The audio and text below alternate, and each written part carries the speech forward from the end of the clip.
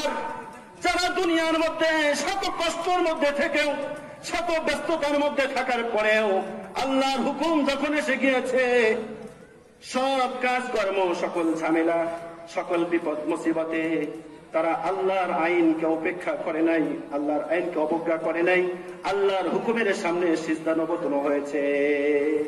ঠিক কিনা? এই গ্রুপের মানুষ যারা আল্লাহ বিশ্বাসী, যারা আল্লাহর হুকুমের সামনে যারা নিজেকে সমর্পণ করে দেয়, যারা নিজেকে মুসলমান পরিচয় দেয়, নিজেকে ইমানদার পরিচয় দেয়, তারাই হচ্ছে ফারিকুন ফিল জান্নাহ। তারা কোন إن الحمد لله والصلاة والسلام على من لا نبي بعده أما بعد فقد قال الله سبحانه وتعالى الرحمن علم القرآن خلق الإنسان علمه البيان وقال سبحانه وتعالى ذلك الكتاب لا ريب فيه هدى للمتقين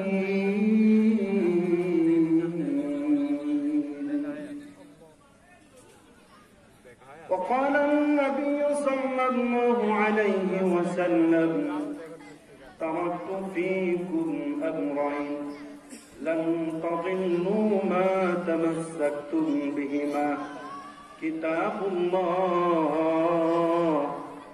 وسنة رسوله أو كما قال النبي عليه الصلاة والسلام اللهم صل على محمد وعلى آل محمد كما صليت على إبراهيم وعلى آل إبراهيم إنك حميد مجيد اللهم بارك على محمد وعلى آل محمد كما باركت على إبراهيم وعلى آل إبراهيم إنك حميد مجيد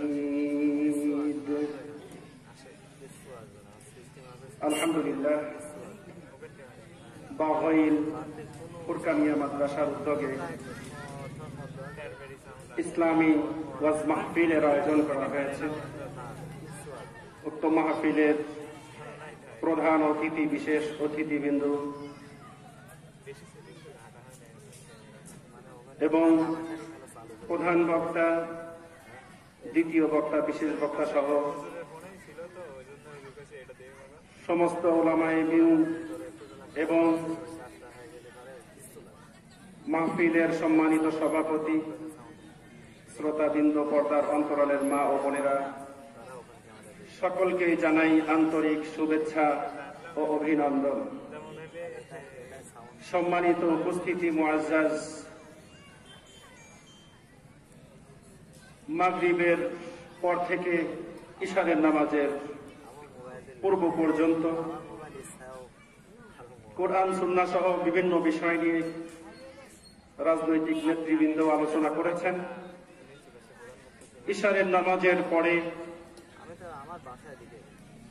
আমরা অধ্যকারে অনুষ্ঠানের দ্বিতীয় পর্ব শুরু করেছি। আল্লাহ রাব্বুল আলামিন আমাদের সবাইকে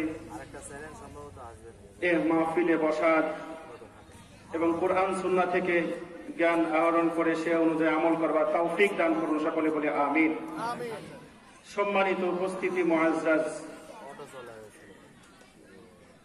আল্লাহ সুবহানাহু ওয়া তাআলা আমাদেরকে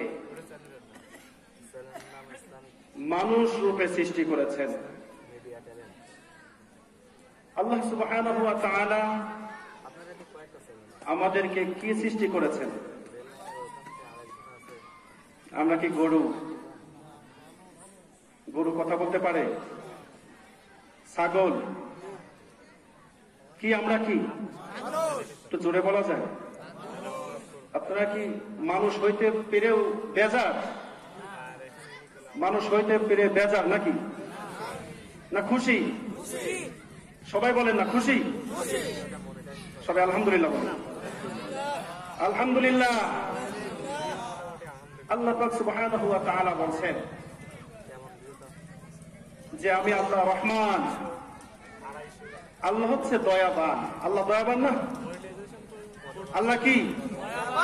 আল্লাহ হচ্ছে দয়াবান, সবার উপরে আল্লাহ পাক রহম করেন। খলাকাল ইনসানা আল্লামাহুল বায়ান। আল্লাহ পাক বলেন যে হে আমার গোলামেরা, হে আমার বান্দারা, আমি তোমাদেরকে মানুষ রূপে সৃষ্টি করেছি আর তোমাদেরকে কোরআন শিক্ষা দিয়েছি। সাথে সাথে আরো একটি গুণ তোমাদের মধ্যে দিয়ে দিয়েছি। সে গুণটা হচ্ছে তোমাদের জবান থেকে সুস্পষ্ট বক্তব্য তোমরা জাতির সামনে পেশ করতে পারবে, সেটার নাম হচ্ছে বয়ান। ঠিক কিনা? আমরা মানুষ, আমরা কি? আমরা মানুষ। মানুষ বলেই আমরা কথা বলতে পারি, ঠিক কিনা? গরু, ছাগল, হাঁস, মুরগি, বনজ প্রাণী, জলজ প্রাণী হইলে আমরা কথা বলতে পারতাম? পারতাম না। কিন্তু আল্লাহ পাক সুবহানাহু ওয়া তাআলা আমাদেরকে কথা বলার শক্তি দিয়েছেন, এই জন্য শুকর আদায় করতে হবে কার? এই কথা বলার শক্তি কে দিয়েছে? কে দিয়েছে? এমপি, মন্ত্রী, চেয়ারম্যান, বাগইনের মেম্বার, আমাদের এ দেশের প্রধানমন্ত্রী কে দিয়েছে? আল্লাহ পাক বলেন তাবারাকাল্লাযী বিয়াদিহিল মুলক ওয়া হুয়া আলা কুল্লি শাইইন কাদির আল্লাযী খালাকাল মাউতা ওয়াল হায়াতা লিয়াবলুয়াকুম আইয়ুকুম আহসানু আমালা ওয়া হুয়াল আজিজুল গফুর। বরকতময় সেই প্রভুর হাতেই সমস্ত রাজত্ব, ঠিক কিনা? এই রাজত্বের মালিক কে? আল্লাহ। দুনিয়ার মালিক কে? আল্লাহ। আমার মালিক কে? আল্লাহ। আপনার মালিক কে? আল্লাহ। तमाम জগতের মালিক কে? আল্লাহ। সেই আল্লাহ সুবহানাহু ওয়া তাআলা বলেন যে হে গোলামেরা, হে মানুষ এবং জিন জাতি, আমি তোমাদেরকে পরীক্ষা নেবার জন্য সৃষ্টি করেছি। কি পরীক্ষা জানো? সে পরীক্ষা হচ্ছে খলাকাল মাউতা ওয়াল হায়াতা লিয়াবলুয়াকুম। তোমাদের হায়াত দিয়েছি, তোমাদের মৃত্যু হবে। মৃত্যু হবে না? প্রস্তুত আছেন? আজকে একজনের জানাজা দিয়ে আসলাম, ঠিক কিনা? এই জন্য বাহাদুরির সুযোগ নাই। বাহাদুরির সুযোগ আছে? কি দেশের রাজার মরতে হবে না? এমপির মরতে হবে না? চেয়ারম্যানের মরতে হবে না? ফিরাউন মরছে না? নমরুদ মরছে না? কি বেঁচে আছে? আছে? কত বাহাদুরকে আল্লাহ পাক পাহাড়ের সাথে গুতা দিয়ে দুনিয়া থেকে বিদায় করে দিয়েছে, ঠিক কিনা? এই জন্য আল্লাহ পাক বলেন খলাকাল মাউতা ওয়াল হায়াতা লিয়াবলুয়াকুম আইয়ুকুম আহসানু আমালা। হে গোলাম, আমি তোমাদেরকে হায়াত দান করেছি, তোমাদের মৃত্যু হবে এটা নিশ্চিত। তুমি যে ধর্মের লোক হও না কেন, তুমি যে বংশের লোক হও না কেন, তোমার যত বড় তোমার শক্তিমত্তা থাকুক না কেন, তোমার সব কিছু নিঃশেষ হয়ে যাবে, তোমাকে মৃত্যুর কোলে ঢলে পড়তে হবে, ঠিক কিনা? এই কথা শুধু মুসলমান না, পৃথিবীর আপামর জনসাধারণ সবাই এ কথা বিশ্বাস করে। বিশ্বাস করে না? যারা ইহুদি বিশ্বাস করে না? করে কিনা? করে। যারা হিন্দু বিশ্বাস করে। যারা বৌদ্ধ, মায়ানমারের ওই সুচির গোষ্ঠী, যারা বাংলাদেশ সহ সারা পৃথিবীর মুসলমানদের কলিজায় আঘাত করেছে, মুসলমানদেরকে মেরে মেরে, ঠিক কিনা? আমরা এটাকে ধিক্কার জানাই, ঠিক কিনা? এই জন্য আল্লাহ পাক বলেন যে কোন সৃষ্টিকে কষ্ট দিও না। অন্যায় ভাবে কোন সৃষ্টিকেই কষ্ট দেওয়া যাবে? যাবে? যাবে না। ন্যায়সঙ্গত ভাবে সেটাকে হত্যা পর্যন্ত করা জায়েজ, ঠিক কিনা? এই জন্য সম্মানিত ভাইয়েরা, আল্লাহ পাক রব্বুল আলামিন সূরাতুল মুলকের এই আয়াতে ইরশাদ করেছেন, খালাকাল মাউতা ওয়াল হায়াতা লিয়াবলুয়াকুম আইয়ুকুম আহসানু আমালা। হে গোলাপ, হে পৃথিবীবাসী, হে মানুষ, হে জিন, হে দেশের মধ্যে নেতারা, হে প্রজারা, একটা কথা শুনে রাখো, তোমাদের হায়াত দিয়েছি, মৃত্যু হবে, তবে তোমাদের যে পরীক্ষার জন্য আমি দুনিয়ায় প্রেরণ করেছি সেটা হলো দুনিয়ার মধ্যে থাকার পরে কে তোমরা ভালো কাজ করে আসতে পারো, ন্যায় কাজ করে আসতে পারো, সৎ কাজ করে আসতে পারো, দেশের জন্য দেশের জন্য ভালো কাজগুলি যে করতে পারবে, আমি আল্লাহর কাছে তার জন্য রয়েছে মহাপুরস্কার জান্নাত। সুবহানাল্লাহ বলেন। কি রয়েছে আল্লাহর কাছে? আল্লাহর কাছে রয়েছে জান্নাত।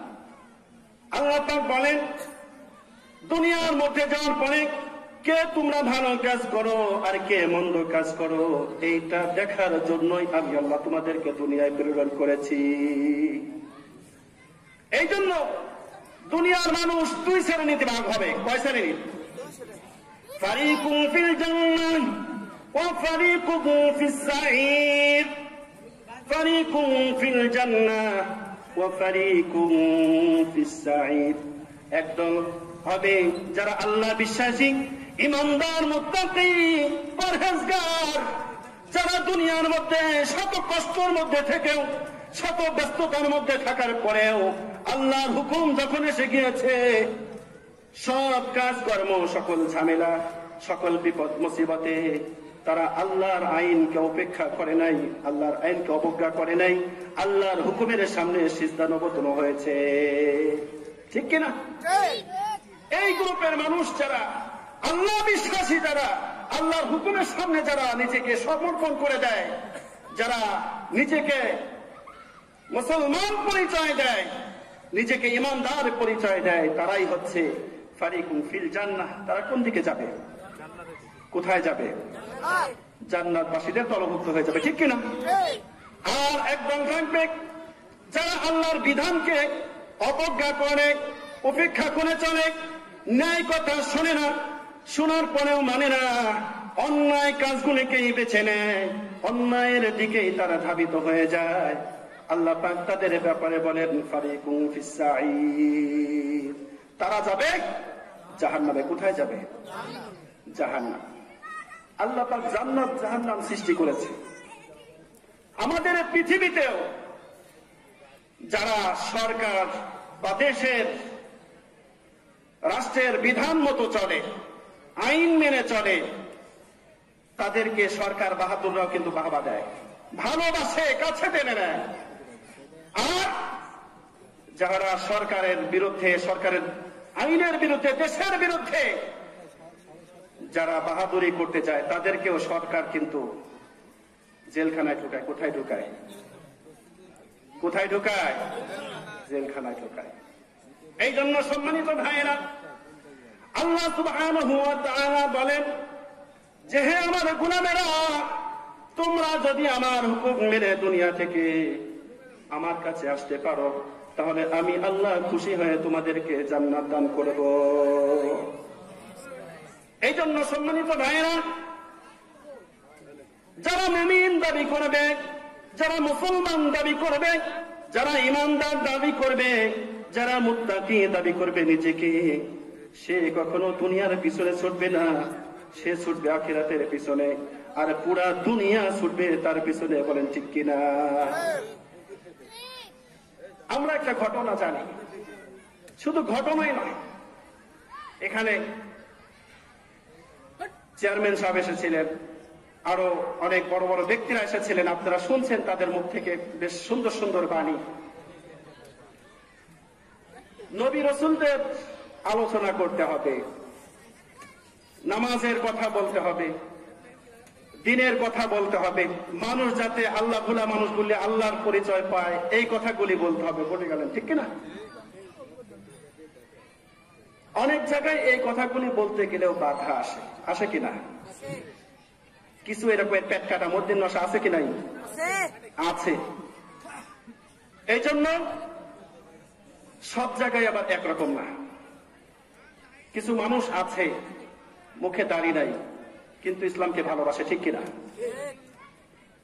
মাথায় টুপি নাই কিন্তু আল্লাহ আল্লাহ রসুলের বিরুদ্ধে কথা বলবে তো ওই যুবক হুঙ্কার দিয়ে দাঁড়িয়ে যাবে, ঠিক কিনা?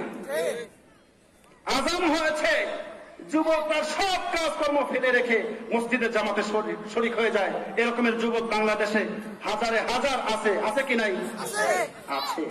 এই জন্য সম্মানিত ভাইরা, কাউকে তুচ্ছ না, তাচ্ছিল্য না, আমরা সবাইকে সম্মান দিতে শিখি, সবাইকে শ্রদ্ধা করি।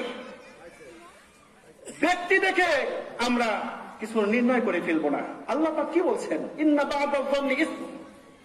সাবধান বান্দা, হে গোলাম, একজনের ব্যাপারে ধারণা করার আগে নিজেকে সাবধান করে নাও, হতে পারে তোমার ধারণা ভুল, ঠিক কিনা? এই জন্য সম্মানিত ভাইরা, আমরা হচ্ছে যারা এই মঞ্চে বসি, আমাদের কথা বলা, আমাদের দৈনন্দিন চলাফেরা, আমাদের সব আমল মানুষ কিন্তু ফলো করে, মানুষ সেটা থেকে শিখবে। আর আমাদের এই বসার জায়গাটা যদি আমরা বসার জন্য অনুপযুক্ত করে ফেলি, আমাদের বক্তব্যের মাধ্যমে যে কোনো কারণে, এই সম্মান কিন্তু আমরা আর পাবো না। পাবো না। এই জন্য আল্লাহর নবী বলছেন, ইন্নাল উলামা ওয়ারাসাতুল আমবিয়া ওয়া ইন্নাল আমবিয়া লাম ইয়ারিসু দীনারান ওয়ালা দিরহামা। যারা উলামায়ে কেরাম, তোমরা শুধু নিজেকে নিয়ে ভেবো না যে অনেক বড় শিক্ষিত, অনেক বড় জ্ঞানী হয়ে গিয়েছো। তোমাদের দায়িত্ব রয়েছে। কি দায়িত্ব? যে দায়িত্ব নিয়ে নবী রাসূল দুনিয়াতে এসেছেন, বলেন ঠিক কিনা? নবী রাসূল দুনিয়াতে এসেছে বিশাল দায়িত্ব নিয়ে। নবী রাসূলের পর্ব শেষ, সেই দায়িত্ব এখন জাতির শ্রেষ্ঠ সন্তান যারা উলামায়ে কেরাম, তাদের কাঁধের উপরে চেপে বসেছে, বলেন ঠিক কিনা?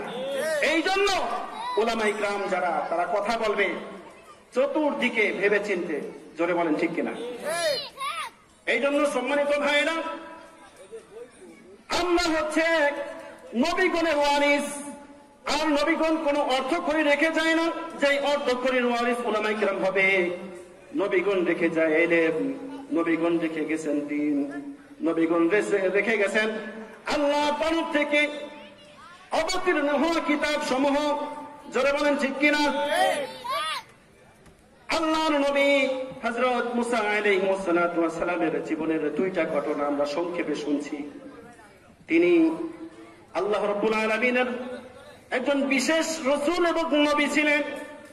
তার উপরে আল্লাহ পাক একটি কিতাব নাযিল করেছেন। সেই কিতাবটার নাম হচ্ছে তাওরাত। আল্লাহ রাব্বুল আলামিন যখন মুসা নবীকে বললেন, হে মুসা, তুমি তো ফিরাউনের দরবারে এসেছো, তোমার ভাই হারুনের সঙ্গে এসেছো, কিন্তু এখন তো তোমার পরীক্ষার সময় হয়ে গেছে। ফিরাউন তো তার জাদুকর বাহিনীর মাধ্যমে তোমাকে ভীত সন্ত্রস্ত করবে। হে মুসা, তুমি ভয় পেও না, তোমরা শুধু দুইজনই নয়, ইন্নাল্লাহ মা'ানা, আমি আল্লাহ সুবহানাহু ওয়া তাআলা অদৃশ্যভাবে তোমাদের সঙ্গে আছি, জোরে বলেন ঠিক কিনা? হযরত মুসা আলাইহিস সালাতু ওয়াস সালাম দেখলেন জাদুকর বাহিনী, ফিরাউনের জাদুকর বাহিনী জাদুর সব রশিগুলি ছেড়ে দিয়েছে। রশিগুলি ভয়ঙ্কর সাপের আকৃতি নিয়ে মুসা হারুনের দিকে ধাবিত হয়। তারা একটু ভীত সন্ত্রস্ত হয়ে পড়লেন। আল্লাহ পাক বললেন লা খাউফুন আলাইহিম ওয়া লা হুম ইয়াহজানুন। হে মুসা, ভয় পেও না, ভয় পেও না। তোমার হাতে যে লাঠিটা আছে, এইটা সাধারণ লাঠি না। তোমার হাতে যে লাঠিটা আছে, সেই লাঠি তো জান্নাতে। সুবহানাল্লাহ, সুবহানাল্লাহ। এই লাঠি জান্নাতি লাঠি। এই লাঠি তুমি জমিনে ফেলে দাও, জমিনে নিক্ষেপ করো। আমরা বর্তমান বিজ্ঞানের লোক হইলে কি করতাম? সাপ আসছে তো লাঠি মজবুত করে ধরে সাপের গায়ে আঘাত করা, ঠিক কিনা? সাপকে আগে বাড়ি, সাপকে আগে এখান থেকে তাড়িয়ে দিই। বিজ্ঞান এটাই বলতো। আমরা হয়তো এটাই করতাম, কিন্তু আল্লাহ পাক বলছেন, হে মুসা, লাঠি আর হাতে রাখার সুযোগ নাই, সাপ আসতেছে, আসতে দেন। লাঠি কি করেন? জোরে বলেন না, জমিনে নিক্ষেপ করেন, জমিনে ফেলে দেন। আল্লাহর নবী হযরত মুসা আলাইহিস সালাতু ওয়াস সালাম তিনি কোনো গবেষণা করলেন না, কোনো চিন্তা ভাবনা করলেন না, তিনি একমাত্র আল্লাহ রাব্বুল আলামিনের উপরে ভরসা করলেন, তাওয়াক্কুল করলেন, আর হাতের সুন্দর ওই লাঠিটা জমিনে ফেলে দিলেন। এরপরে কি হবে এটা আল্লাহ জানে, আর ওই সাপ জানে। আল্লাহ রাব্বুল আলামিন হযরত মুসা আলাইহিস সালাতু ওয়াস সালামের হাতের লাঠির মুজিজা মুসা নবীকে দেখাইবেন। মুসা নবী দেখতে পেলেন যে তার লাঠি আর লাঠি নাই, লাঠি হয়ে গেছে বিশাল অজগর সাপ। সুবহানাল্লাহ, বিশাল সাপের রূপ নিয়েছে। এই জন্য যদি আমরা ভরসা করি আল্লাহর উপরে, মুক্তি দেবেন কে? আল্লাহ। যদি আল্লাহর উপরে তাওয়াক্কুল করি, আল্লাহ আমার পথ বের করে দিবেন। জোরে বলেন ঠিক কিনা? এই জন্য মুসা নবী যখন লাঠিটা জমিনে নিক্ষেপ করলেন, তিনি দেখতে পেলেন তার সেই লাঠিটা বিশাল আকারের সাপ হয়ে ফিরাউন বাহিনীর জাদুকরদের সমস্ত সাপগুলিকে ধ্বংসন করতেছে এবং গিলে খেয়ে ফেলছে। সুবহানাল্লাহ বলেন। আল্লাহ পাক বললেন, মুসা রে, ভয় পাওয়ার কোনো কারণ নাই, তুমি তোমার লাঠিটাকে আবার জায়গার মতন ধরো, লেজের উপরে আঘাত করো, তোমার সেই এই সাপ আবার লাঠিতে পরিণত হয়ে যাবে। সুবহানাল্লাহ। আল্লাহর নবী হযরত মুসা আলাইহিস সালাতু ওয়াস সালাম সাপের লেজের উপরে আঘাত করলেন। ওই সাপ ভয়ঙ্কর অজগর, যা দেখে ফিরাউন সহ তার দলবল সবাই ভীত সন্ত্রস্ত হয়ে পড়েছে। ফিরাউন বলতেছে, মুসা রে, ও হারুন, তোমরা তোমাদের সাপকে হেফাজত করো, সাপ থেকে আমাদেরকে বাঁচাও, আমরা তোমাদের ধর্মকে গ্রহণ করব। হযরত মুসা আলাইহিস সালাতু ওয়াস সালাম সাপকে যখন ধরলেন, আবার পূর্বের ন্যায় লাঠিতে পরিণত হয়ে গেল। সুবহানাল্লাহ। এইটা হল আল্লাহর নবী মুসা আলাইহিস সালাতু ওয়াস সালাম আল্লাহর উপরে তাওয়াক্কুল করার ফল। জোরে বলেন কি? যদি আল্লাহর উপরে তাওয়াক্কুল করে, আল্লাহ রাব্বুল আলামিন শত মুসিবতেও তাকে হেফাজত করবেন। আরেকটি ঘটনা, মুসা নবী হযরত মুসা আলাইহিস সালাতু ওয়াস সালাম বনী ইসরাইল সম্প্রদায়কে নিয়ে বাহরে কুলজুম তথা লোহিত সাগর পার হবেন। ফিরাউনের দলবল টের পেয়ে গিয়েছে। ফিরাউনকে, তিনি হচ্ছে আল্লাহর দুশমন, মুসা নবীর দুশমন, বনী ইসরাইলের দুশমন, মুসলমানদের দুশমন। যারা বলেন ঠিক কিনা?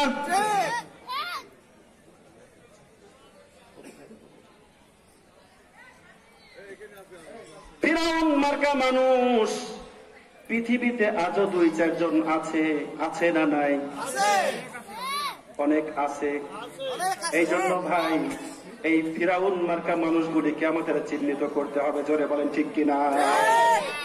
এই ফিরাউন মার্কা মানুষ দুনিয়ার মধ্যে 2-4 জন থাকলেও হাজার মুসলমানদের বিরুদ্ধে তারা আঙ্গুল তোলে। জোরে বলেন ঠিক কিনা?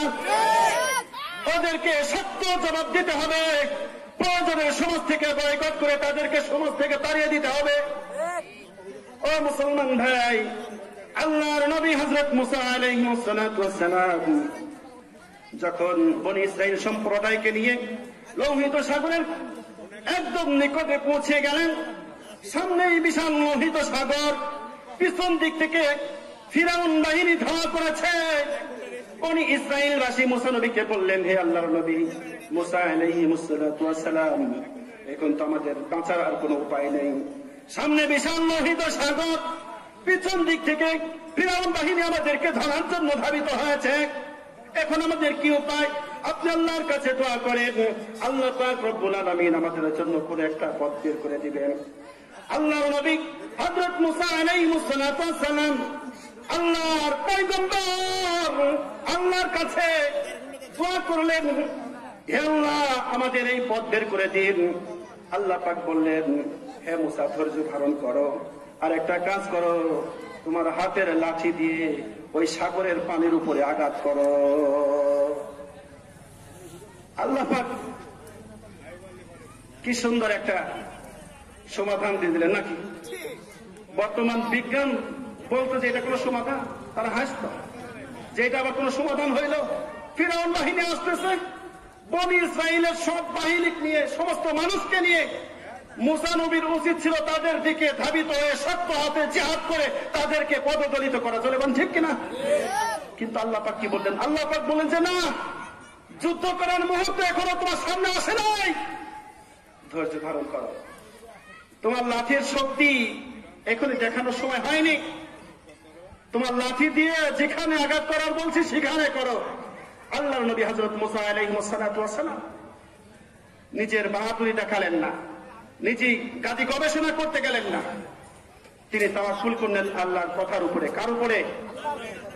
আল্লাহ পাক বলছেন, হে মুসা, নো বাহাদুরি, নো গবেষণা, আমি যে হুকুম তোমাকে দিয়েছি বাস হুকুম তামিল করো। আল্লাহর নবী হযরত মুসা আলাইহিস সালাতু ওয়াস সালাম তার হাতের লাঠি দিয়ে সাগরের পানির উপরে আঘাত করতে থাকলেন। আঘাত করার সাথে সাথে 12টি শাখা রাস্তা সাগরের ভিতর দিয়ে পানিগুলি সরসর করে সরে গিয়ে মুসা নবীর বাহিনী বনী ইসরাইলকে রাস্তা করে দিলেন। বলেন ঠিক কিনা? কার হুকুমে এই পানিগুলি সরে গেল? একটু জোরে বলা যাবে কিনা? আল্লাহর হুকুমে পানি কিন্তু মানুষকে বাঁচিয়ে দিল। কিন্তু কয়েকদিন আগে আমরা কি দেখলাম? পাশেই নদীতে শত শত মানুষ ভর্তি লঞ্চ, পানির মধ্যে লঞ্চ। লঞ্চ কি উপরে ছিল না পানিতে ছিল? পানিতে ছিল। কোথায়? লঞ্চের চতুষ্পার্শ্বে পানি, নিচে পানি, যেদিকে তাকায় খালি পানি আর পানি। আগুন ধরেছে লঞ্চের উপরে। কোথায়? পানি রক্ষা করতে পারছে? চলে বলে পানি রক্ষা করতে পারছে? অথচ সব জায়গায় পানি। তারপরেও শত শত মানুষ পুরো ছাই হয়ে গেছে। বাঁচানোর মালিককে? আল্লাহর হুকুম ছিল না। যদি হুকুম থাকতো তো ওই পানি ওখান থেকে উতলা উঠে ওই লঞ্চের সমস্ত মানুষকে আল্লাহ পাক বাঁচিয়ে দিতেন। জোরে বলেন ঠিক কিনা? এই জন্য বাহাদুরি নয়, চিন্তা ভাবনা করো হে মুমিন। আল্লাহর নবী হযরত ইব্রাহিম আলাইহিস সালাতু ওয়াস সালামকে যখন নমরুদ নামের একজন কীট, জাহান্নামের কীট, অগ্নিকুণ্ডের মধ্যে নিক্ষেপ করেছিল, আপনারা এই ঘটনা জানেন। আল্লাহর নবী হযরত ইব্রাহিম আলাইহিস সালাতু ওয়াস সালাম আগুনের মধ্যে প্রায় 40 দিন যাবৎ অবস্থান করেছেন। কয়দিন? 40 দিন। কয়দিন? আল্লাহর নবী হযরত ইব্রাহিমকে জিজ্ঞাসা করা হইল, হে আল্লাহর নবী পয়গম্বর, দুনিয়ার জিন্দেগিতে আপনার জন্য সবচেয়ে সুখময় দিনগুলি কোনগুলি ছিল, এটি একটু আমাদেরকে ব্যক্ত করুন। হযরতে ইব্রাহিম আলাইহিস সালাতু ওয়াস সালাম বলেছেন, ও আল্লাহর বান্দারা, আমি যে কয়টা দিন অগ্নিকুণ্ডের মধ্যে নিক্ষিপ্ত হয়েছিলাম ওই কয়দিন ছিলাম আমি জান্নাতের বাগিচায়। সুবহানাল্লাহ। এই জন্য আগুনের মধ্যে থাকার পরেও আগুন পুরাইতে পারে না। নির্দেশ কার? আল্লাহ তাআলা বললেন, কুলনা ইয়া নারু কুনি বারদাও ওয়া সালামান আলা ইব্রাহিম। বলেন আল্লাহু আকবার। আল্লাহ পাক বললেন যে হে আগুন, সাবধান, আমার ইব্রাহিমের জন্য তুমি এয়ার কন্ডিশন হয়ে যাও। সাবধান, ইব্রাহিমের সঙ্গে কোনো বেয়াদবি করবা না। ইব্রাহিম নবী যতদিন ওই আগুনের কুণ্ডের মধ্যে ছিলেন জান্নাতের সকল নাজ নিয়ামত ভোগ করেছেন। জোরে বলেন ঠিক কিনা? এই জন্য সম্মানিত ভাইরা, সুখে দুঃখে সকল অবস্থায় কাকে স্মরণ করব? কাকে? আমরা যারা মুমিন মুসলমান দাবি করি আমাদের জন্য তো 24 ঘন্টার প্রতিটা সেকেন্ড, প্রতিটা মুহূর্ত আল্লাহকে স্মরণ রাখা, জোরে বলেন ঠিক কিনা? আর যারা মুমিন না, মুত্তাকি না, মুসলমান না, যারা বিধর্মী, যারা কাফের, যারা মুশরিক, যারা নাস্তিক, তাদের কথা তো ভিন্ন। তারা দুনিয়া আখিরাত তারা সব একাকার করে ফেলেছে। কিন্তু আমরা যারা মুমিন, আমাদের এই দুনিয়ার থেকে পরকালটাকে প্রাধান্য দিতে হবে, জোরে বলেন ঠিক কিনা? এই জন্য মুমিন যে তার 1 নম্বর সিফাত হবে সর্বদা আল্লাহর স্মরণ রাখা। কার স্মরণ? আল্লাহকে স্মরণ করা, আল্লাহর হুকুম সমূহ তামিল করা, আর দুনিয়া প্রাধান্য দেবার আগে আখিরাতকে প্রাধান্য দেয়া। এই সিফাত প্রত্যেক মুমিনের অন্তরে সর্বদাই লালন করা উচিত, জোরে বলেন ঠিক কিনা? ও মুসলমান, আল্লাহ পাক সুবহানাহু ওয়া তাআলা এই জন্য বলছেন, وعباد الرحمن الذين يمشون على الأرض هونا وإذا خاطبهم الجاهلون قالوا سلاما। ও আল্লাহর গোলাম, হে আমার বান্দারা, তোমরা যখন আমার হুকুম তামিল করতে যাবে, আমার বিধান অনুসরণ করতে যাবে, একদল লোক থাকবে, একদল মানুষ থাকবে যারা তোমাদের এই আমলগুলি করতে বাধা দান করবে। এরকমের লোক আছে না নাই? আমাদের সমাজে যে সমস্ত যুবক ভাইরা আছে, যুবক মানুষ দাঁড়িয়ে রেখেছে, আর এক ভাই কটাক্ষ করে, এই তুই কি মুরব্বী হয়ে গেছিস নাকি? তোর বয়স কি শেষ হয়ে গেছে নাকি? তুই এই বয়সে দাঁড়িয়ে রাখছিস, তোর বিলেট নাই, টাকা নাই, আমি টাকা দিচ্ছি বিলেট কিনে সেভ হয়ে যায়। এই রকমের কিছু পাষণ্ড শয়তান আছে না নাই? আমরা মুসলমান, আমরা কি? জোরে বলেন। মুসলমান পরিচয় দিতে লজ্জা হয়? লজ্জা হয়? সুন্দর একটি গবেষণার কথা আপনাদেরকে প্রথমে ওই যে ইশারের নামাজের আগে জানাচ্ছিলাম। সাম্প্রতিক যুক্তরাষ্ট্রের একটা গবেষণায়, 10 সালের গবেষণা যদিও, এটা জানা গিয়েছে যে আগামী 2070 সালের মধ্যে, 2000 কত সাল? 2070 সালের মধ্যে এই পৃথিবীর সবচেয়ে সুপার পাওয়ার একটি ধর্ম হবে। সেই ধর্মের নাম হচ্ছে ইসলাম, জোরে বলেন সুবহানাল্লাহ। কোন ধর্ম? ইসলাম। ও ইসলাম আগেও ছিল, এখনো আছে, কিয়ামত পর্যন্ত থাকবে, জোরে বলেন ঠিক কিনা? এই জন্য ভাইরা, আমরা নত হইতে চাই না। নত হব কার সামনে? শুধুমাত্র আল্লাহর সামনে। শুধুমাত্র কার সামনে? আমরা আমেরিকার কাছে নত হব? আমেরিকায় চালায় কে? আমেরিকাকেও আল্লাহ চালায়, কে চালান? আরো যে সমস্ত পরাশক্তি, মহাশক্তি যে সমস্ত আছে, সেইগুলির চালায় কে? আল্লাহ চালায়। এই জন্য ভয় পাইতে হলে এমন সত্তাকে ভয় পাইতে হবে যেই সত্তার ভয় সকলে করে, জোরে বলেন ঠিক কিনা? এই জন্য সম্মানিত ভাইরা, বলতেছিলাম পৃথিবীর মধ্যে 2 শ্রেণীর মানুষ হবে।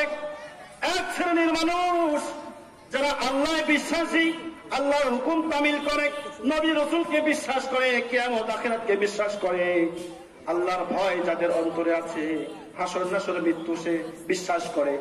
এই রকমের এই শ্রেণীর মানুষকে আমরা বলি মুসলমান, এই শ্রেণীর মানুষকে আমরা বলি মুমিন, এই শ্রেণীর মানুষকে বলি আমরা মুত্তাকি বলে থাকি, পরহেজগার বলে থাকি, জোরে বলেন ঠিক কিনা?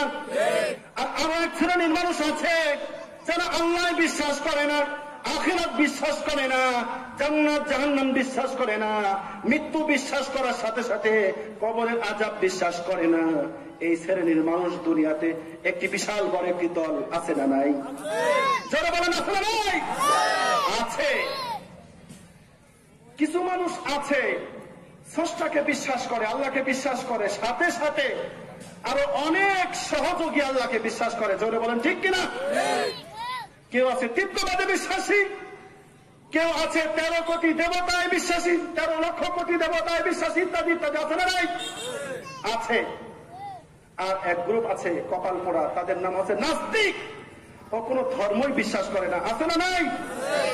এই জন্য সম্মানিত ভাইয়েরা, ঈমান হচ্ছে ওই জিনিসের নাম। আল্লাহ পাক বলেন, আলিমুল গায়বি ওয়াস শাহাদা, যারা গয়বের উপরে সাক্ষ্য দেবে, গয়বের সত্তার উপরে বিশ্বাস স্থাপন করবে, তারাই হচ্ছে আমার বান্দা, তারাই হচ্ছে মুমিন, তারাই হচ্ছে ঈমানদার। জোরে বলেন ঠিক কিনা? আমরা আল্লাহকে দেখেছি? আল্লাহকে দেখেছি? আল্লাহকে আমরা দেখতে পাই নাই, কিন্তু আল্লাহ আছেন এ কথা সত্য। জোরে বলেন ঠিক কিনা? আল্লাহ কোথায় আছেন, জমিনে না আসমানে না অন্য কোন জগতে, সেটা আল্লাহ পাক ভালো জানেন। কোরআনেও কিছু কিছু আসছে, আমরা এই বিষয় নিয়ে অত দূর যাব না। তবে আল্লাহর সামির, আল্লাহর বাসির, আল্লাহর সামির, আল্লাহর বাসির সব কিছু নিয়েই বিরাজমান। জোরে বলেন ঠিক কিনা? আল্লাহর দৃষ্টি শক্তি, আল্লাহর দেখাটা পৃথিবীর সবকিছু মিলে আছে। জোরে বলেন ঠিক কিনা? আল্লাহর শ্রবণ শক্তি পৃথিবীর সবকিছু নিয়ে আছে। জোরে বলেন ঠিক কিনা? এই জন্য হাদিসের মধ্যে আসছে, যদি সাগরের তলদেশ দিয়ে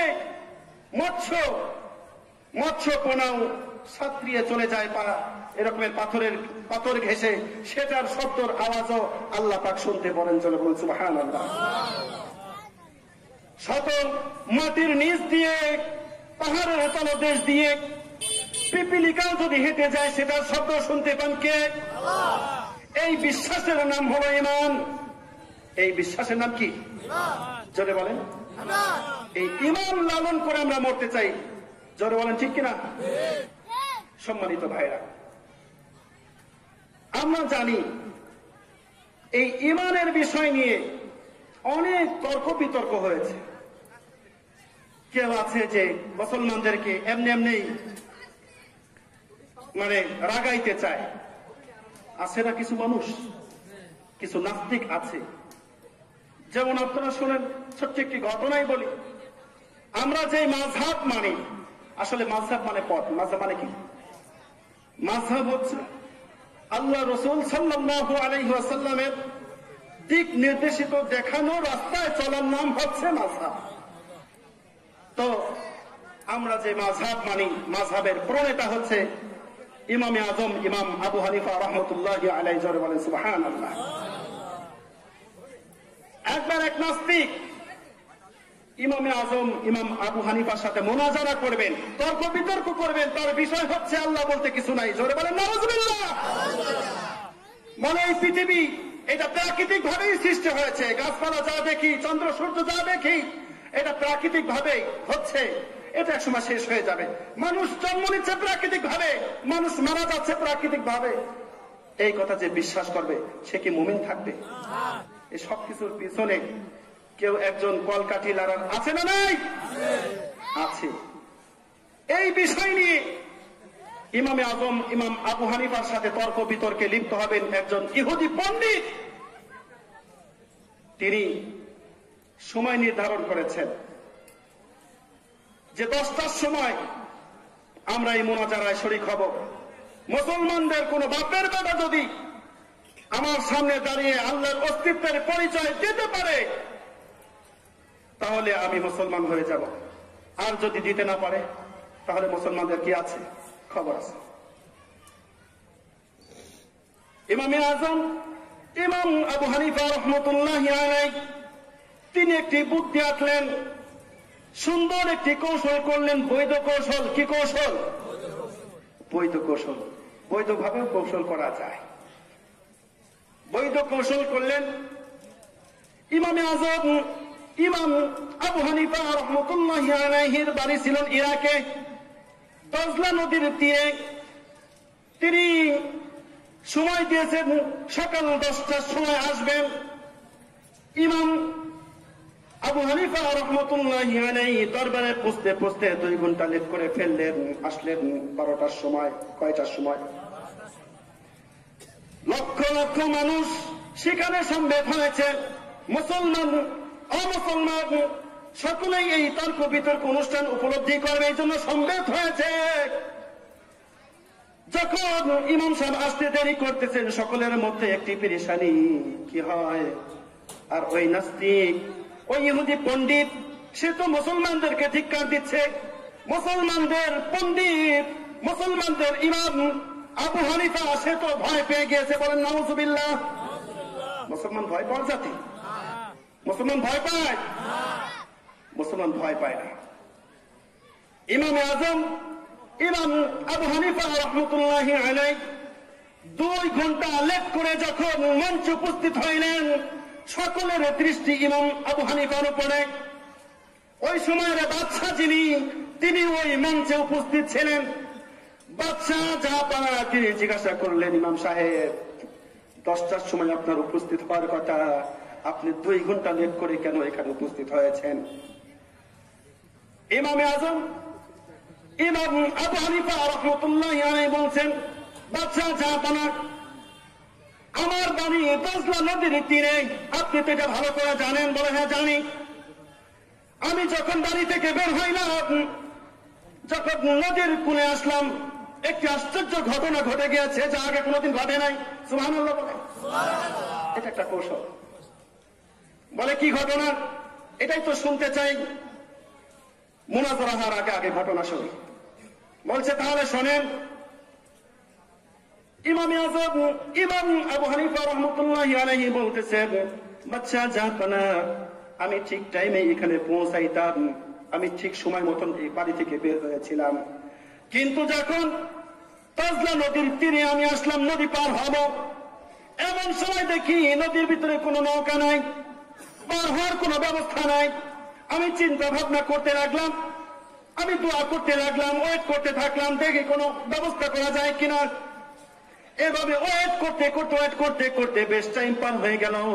আমি নদীর দিকে খেয়াল করে আছি, এমন সময় দেখতে পাইলাম নদীর মাঝখান থেকে বিশাল একটি গাছ রোপণ হয়ে গেছে। ওই গাছ থেকে অটোমেটিক তক্তা বের হয়ে যাচ্ছে। সুবহানাল্লাহ বলেন। একটু পরে বলেন। ইমামে আজম ইমাম আবু হানিফা রহমতুল্লাহি আলাইহি বলতেছেন, আমি দেখলাম অটোমেটিক তক্তা বের হয়ে গেল। আর ওই তক্তাগুলি কোন মিস্ত্রি ছাড়া, কোন কারিগর ছাড়া অটোমেটিক নৌকায় রূপ নিয়ে নিল। এরপর ওই নৌকাটা আস্তে আস্তে দজলা নদীর কূলে যখন আমার কাছে চলে আসলো, আমি সুবর্ণ সুযোগ মনে করে ওই নৌকার উপরে চেপে বসলাম। আর ওই নৌকাটা মাঝি বাংলা ছাড়া, ইঞ্জিল ছাড়া, কোন চালক ছাড়াই আমাকে সুন্দর মতো স্রোতের বিপরীত দিক দিয়ে এই কূলে পার করে দিলেন। বলেন ঠিক কিনা? যখন এই কথা বলছে, সবাই তো আশ্চর্য, কি বলে হুজুর, হুজুরের মাথা ঠিক নেই। ওই মুহূর্তে পণ্ডিত ইহুদি ওই নাস্তিক বলছে, হুজুর আপনার মাথা ঠিক আছে নি? বলছে কেন, আমার মাথা তো ঠিকই আছে। বলছে আপনি যেটা বললেন এইটা কোন সুস্থ মস্তিষ্কের মানুষ বিশ্বাস করবে না, এইটা কোন পাগলের প্রলাপ ছাড়া কিছু হইতে পারে না। তখন বলছে আপনার কথা শেষ? বলছে এটা কি কোনো ভালো মানুষের কথা নাকি? এইটা তো কোনো পাগল মানুষের কথা। তখন বলছে বাদশা জাহাপানা শুনলেন? তাহলে শোনেন, আমার বক্তব্য শোনেন। ইহুদি নাস্তিক, একটি নৌকা যদি কোনো কারিগর ছাড়া হইতে না পারে, কোন চালকবিহীন যদি একটা নৌকা চলতে না পারে, গাছ যদি অটোমেটিক না হইতে পারে, এত বড় আসমান, এত বড় জমিন, এত বড় চন্দ্র সূর্য এত সুন্দর ভাবে পৃথিবীর শুরু থেকে পর্যন্ত কে পরিচালনা করে আসছে?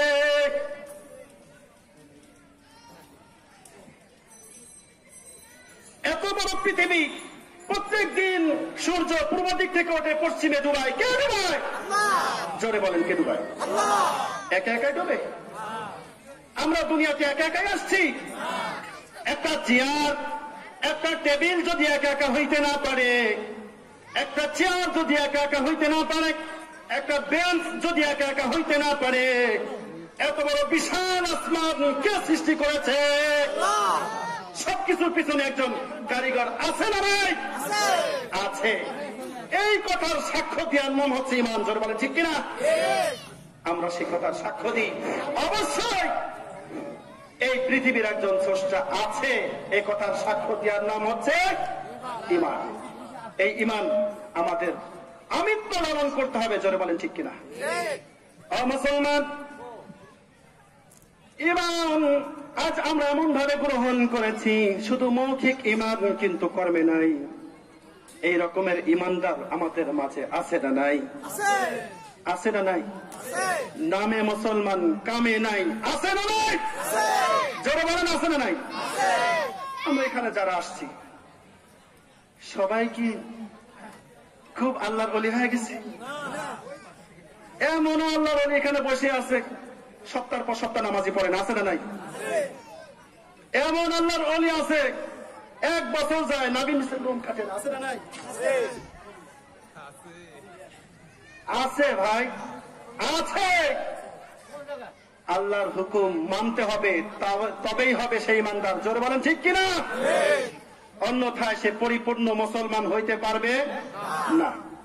আল্লাহ পাক বলেন, ইয়া আইয়ুহাল্লাযীনা আমানু দুখুলু ফিস-সিলমি কাফা ওয়া লা তাত্তাবি'উ খুতুওয়াতিশ শাইতান ইন্নাহু লাকুম আদুউম মুবিন।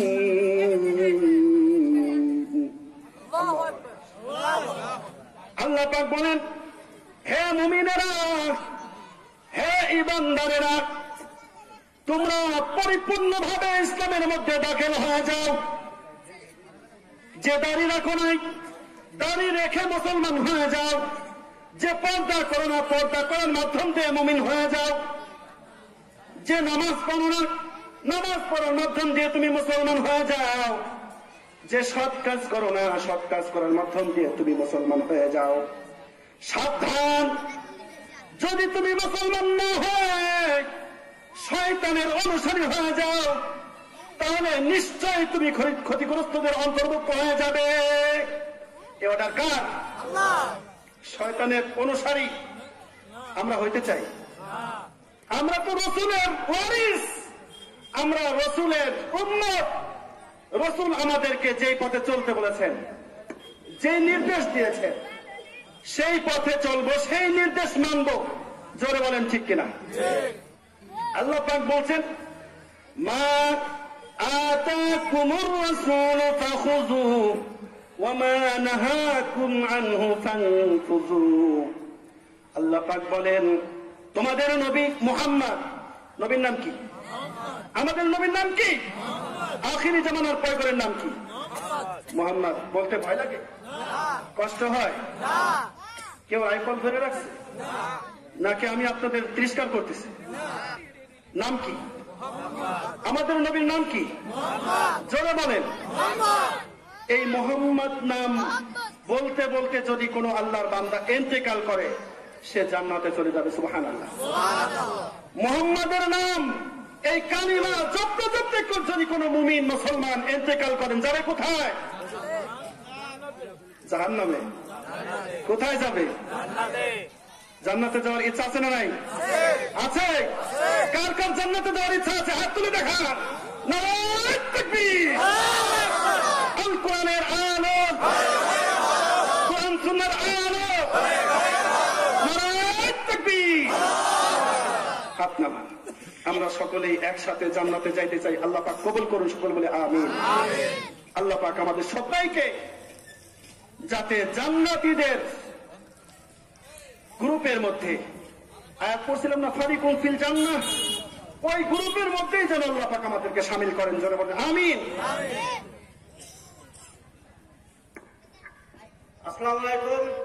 আমাদের মাঝে ইতিপূর্বে দ্বিতীয় বক্তা আলহাজ হযরত মাওলানা আলী সাহেব এসেছেন।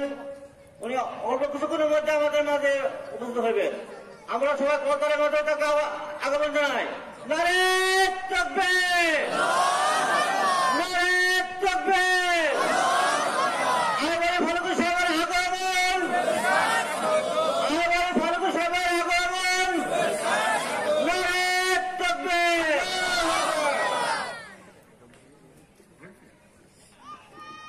হযরত মাওলানা আইয়ুব আলী ফারুকী সাহেবকে তার আসন গ্রহণ করার জন্য অনুরোধ জানাচ্ছি। আলহামদুলিল্লাহ, আমরা আমাদের কাঙ্ক্ষিত মেহমানকে পেয়ে গিয়েছি। আমরা সকলেই আমাদের এই দাওয়াতি মেহমান অনেক বড় আলেমে দ্বীন, দ্বিতীয় বক্তা, তিনি তার সুললিত কণ্ঠে প্রাণ উজাড় করা কোরআন সুন্নাহর মিশ্রিত সুন্দর কথাগুলি আমাদেরকে শোনাইবেন। আমরা শুনতে রাজি আছি তো? আমরা যারা এখনো চারপাশে দাঁড়িয়ে আছি, হাটে ঘাটে রাস্তায় পথের মাথায়, আমি সবাইকে অনুরোধ করে বলবো, আপনারা সকলেই এই কোরআন সুন্নাহর এই মাহফিলের প্যান্ডেলে এসে উপস্থিত হন এবং বসে যান। সম্মানিত উপস্থিতি, আমরা এতক্ষণ যাবৎ যে আলোচনা করলাম, আল্লাহ পাক রব্বুল আলামিন আমাদেরকে এই আলোচনার উপরে পরিপূর্ণ বিশ্বাস রেখে আমল করবার তৌফিক দান করুন। সকলে বলে আমিন।